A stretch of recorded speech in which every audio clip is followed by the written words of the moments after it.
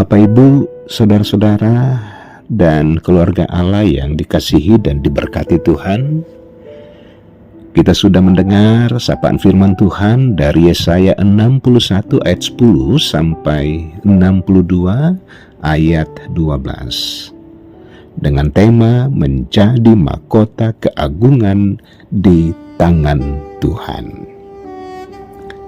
Mengakhiri hari di tahun 2023 ini, tema firman Tuhan berbicara tentang menjadi mahkota keagungan di tangan Tuhan. Di ayat 3, engkau akan menjadi mahkota keagungan di tangan Tuhan dan serban kerajaan di tangan Allahmu. Engkau akan, itu berarti belum, tapi pasti jadi. Mengapa? Karena Allah yang mengatakan itu. Inilah janji Tuhan kepada kita semua di tahun 2024. Tuhan katakan engkau akan menjadi mahkota keagungan dan serban kerajaan. Mengapa Allah mengucapkan hal ini kepada umatnya? Sepintas kita membaca perkataan Tuhan ini adalah motivasi kepada umat yang sedang loyo-loyonya, yang sedang rapuh-rapuhnya, yang sedang sepertinya tidak punya harga diri lagi. Dan itu betul.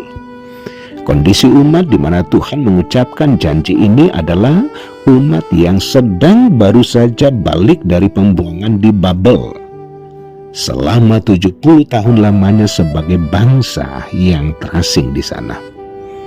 Kitab Yesaya umumnya memaklumkan mengenai hukuman dan kehancuran atas Israel yang bersumber dari ketidaksetiaan mereka terhadap Allah.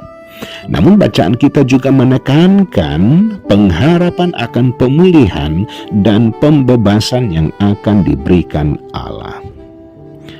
Pasal 61 misalnya berbicara tentang misi Mesias yang akan membawa kabar baik, menyembuhkan yang patah hati dan memberikan kebebasan kepada yang terbelenggu, untuk memberikan harapan kepada umat Israel bahwa Allah akan memberikan keselamatan dan pemulihan meskipun mereka telah mengalami hukuman atas dosa-dosa mereka. Dan ketika kita sampai pada Yesaya 62 ayat 3, kita melihat gambaran tentang pemulihan dan kehormatan yang akan diberikan Allah kepada umatnya. Dan dalam konteks ini Allah menyampaikan janji akan mengangkat dan menghormati umatnya. Walaupun mahkota dan serban itu adalah penutup kepala manusia, tetapi dalam ayat ini mahkota dapat menjadi simbol kekuasaan, simbol kejayaan, simbol kemakmuran, dan simbol kehidupan setelah kematian. Dan serban dapat menjadi simbol kebesaran dan simbol kemegahan.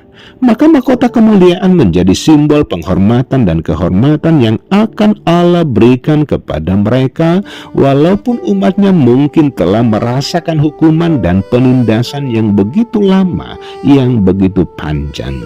Tapi Allah oleh belas kasih-Nya yang panjang dan tidak berkesudahan berjanji untuk mengangkat mereka kembali menjadi suatu mahkota yang memancarkan kemuliaan di tangannya, dan menjadikan mereka kembali bangsa yang besar dan megah di tangannya.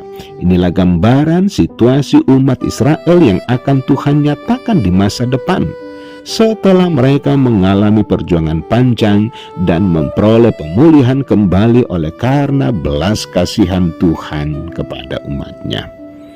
Mungkin di tahun 2023 yang sesaat lagi berlalu, ada banyak hal yang membuat kita terpuruk. Ada banyak kepahitan hidup, atau mungkin di tahun 2023 kita banyak berhadapan dengan orang-orang yang sering mengganggu ketentraman dan kedamaian hidup kita, keluarga kita, atau relasi kita dengan orang lain. Dan itu bisa saja terulang lagi di tahun 2024. Lalu apa yang menjadi pegangan kita di hari-hari sepanjang tahun karunia Tuhan di tahun 2024? Yang pertama, Tuhan menjadikan kita berharga di matanya, membawa kita untuk melihat kasih Tuhan di mana hidup kita ini sebenarnya apa yang tidak berarti Tuhan rubah menjadi berarti. Mengapa? Karena di mata Tuhan kita adalah segala-galanya. Pastinya sampai detik ini kita masih memikirkan sesuatu yang mencemaskan, menggelisahkan, masih terganggu dengan pergumulan-pergumulan keluarga yang masih belum terpecahkan dan terselesaikan di tahun 2023.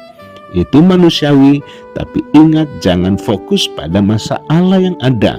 Mari fokus pada janji Tuhan bahwa engkau akan menjadi mahkota keagungan di tangan Tuhan dan serban di kerajaan tangan Allahmu. Yang kedua, kalau Tuhan bilang Dia akan, itu berarti belum selesai. Itu berarti Dia masih mengerjakan hal yang belum selesai Dia kerjakan dalam hidupmu. Tuhan masih belum selesai merendah hidupmu sampai hidupmu kelak menjadi mahkota keagungan di tangannya dan serban kerajaan di tangannya. Sebagai keluarga Allah, ketika perjalanan hidup di tahun 2024 ternyata masih penuh pergumulan, apa yang kita rencanakan dan doakan ternyata tidak berjalan sesuai harapan. Padahal kita sudah berdoa sungguh-sungguh. Tetapi kacau balau dan berantakan, seakan-akan semua telah berakhir. Saudara-saudara, semua belum berakhir. Jalani saja. Tuhan belum selesai merendah hidupmu. Jalani saja, karena acap kali yang kita lihat dari bawah, endingnya kita tidak tahu.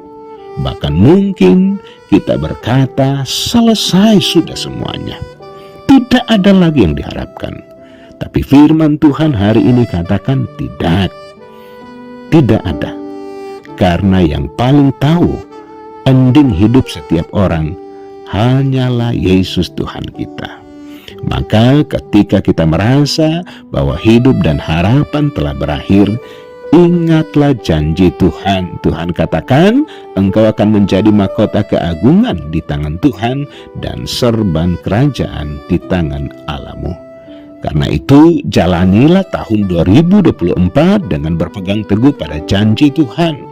Walau mungkin jalan hidup yang engkau jalan di tahun 2024 tidak semuanya indah, bahkan mungkin banyak yang tidak indah. Jalani saja ketidakindahan itu, karena kita tahu keindahan yang sesungguhnya sedang Tuhan buat untuk kebaikan kita. Tuhan sediakan untuk kita. Selamat menikmati damai sejahtera Tuhan di kehidupan ini. Karena Tuhan akan menjadikan saudara dan saya mahkota keagungan dan serban kerajaan di tangannya. Ingat, di tangannya, bukan di tangan orang lain. Selamat melepas tahun 2023 dan selamat menyongsong tahun 2024. Tuhan Yesus memberkati. Kini tiba saatnya kita untuk berpisah. Selamat tinggal tahun yang lama penuh kenangan. Semoga di tahun yang baru Tuhan memberkati kebahagiaan yang lebih dari tahun yang silam. Amin.